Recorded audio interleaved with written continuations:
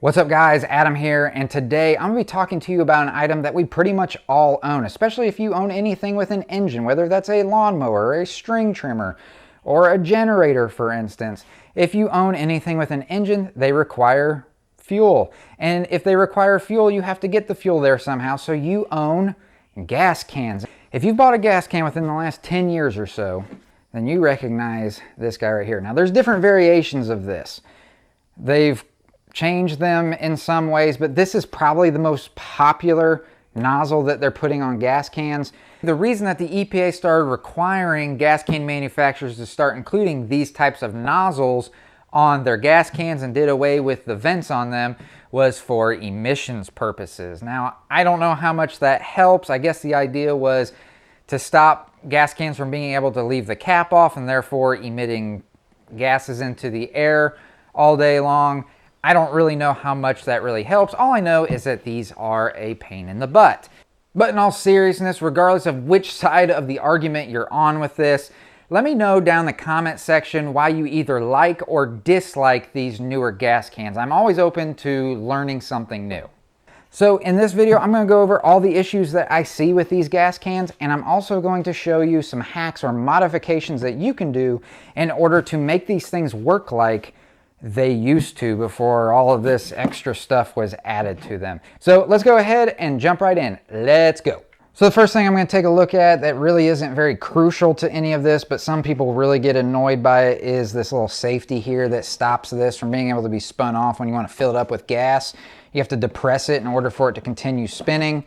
If that is something that annoys you and you don't want it there anymore, all you have to do is take a blade and cut it off just like that.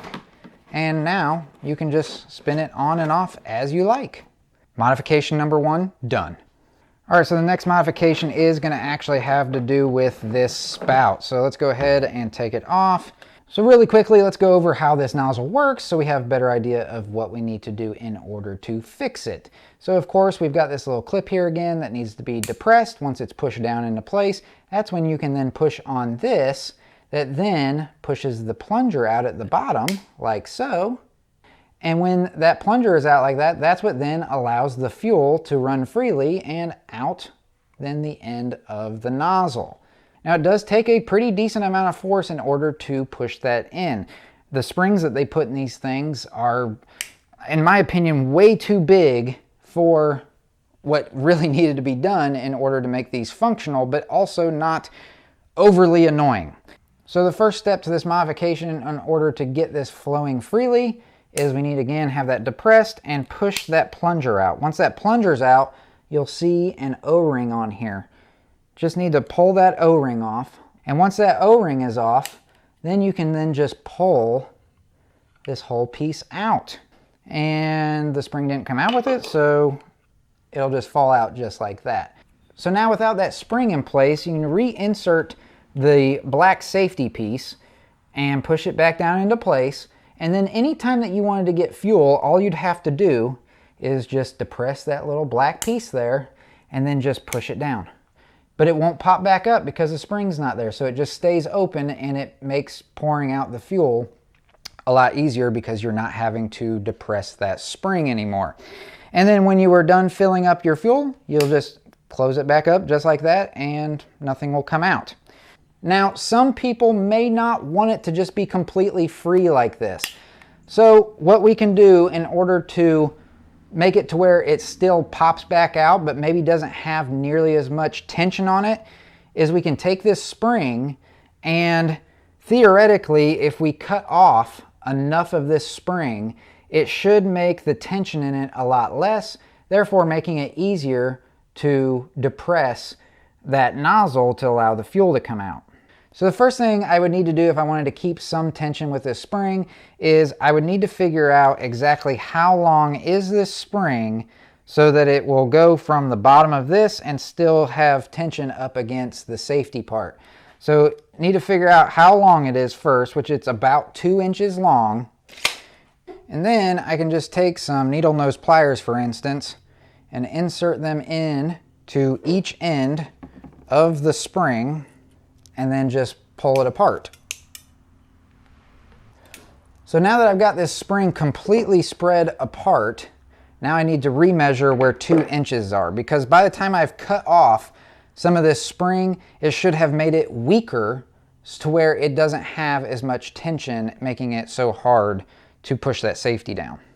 So again, I'm going to measure out 2 inches, which is about right there. And then you can just take some side cuts or allow your needle nose pliers, have the ability to cut through as thin a metal as this is. And so there is our new spring. You can then take that shortened spring and put it back down into that little hole I pointed out. Once that's down in place, reinsert the black portion down inside. And so now there is some resistance, but not nearly as much tension on that as there was with the original spring length. So if that's something that you're wanting to still have, then that is a step that you could take. I personally just don't want it in there at all, so I'll just leave it like that. But whichever method you decide you want to do, you still need to remember to take that black O-ring that was taken off in the beginning and put it back on top of that little plunger there. And so now it has a nice seal again and cannot be pulled all the way out. And that brings mod number 2 to completion. But don't go anywhere, I've got a very important one still to show you. Okay, so for this next modification, it has everything to do with venting. Now, these nozzles were supposed to not only let fuel out and of course keep the fuel in, but they were also supposed to, as you're pouring the fuel, they're also supposed to act as your ventilation so that the fuel continues to pour out. And you'll notice on the cheaper ones, when you're pouring the fuel, it may actually start collapsing the can, and a lot of times they don't end up popping back out, they just end up staying that way. Having proper ventilation is a big deal for a gas can, and these new cans just don't have it. So we have to make our own, and you can purchase these aftermarket vents that look just like the vents from the old days. And you can purchase these in a lot of places. Of course, I'll have links in the description below for everything you see in this video where you can pick them up or check them out. But it's a pretty easy installation. A lot of people recommend not putting it right here on this seam, but I can tell you when they would come from the factory and they did have vents in them, they were right in the middle of that seam. But just to keep on the safe side, I will put it just over here to the side of the seam so that I'm not drilling right into it. So first thing I'm going to do is I'm going to drill my hole. I like to put a small bead of caulk around the hole that I drilled.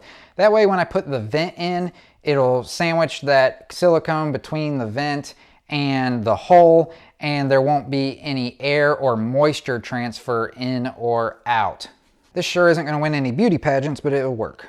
Then I just take the vent cover and push it down into the hole. Modification number 3 complete. So with all of these modifications being done, this thing is flowing great and the way that they should be to begin with. So I hope this video was helpful for you. If it was, please let me know by leaving a comment down in the comment section and also giving the video a thumbs up. And if you like videos like I did here today, then consider hitting that red subscribe button. And I look forward to seeing you in the next one. See ya.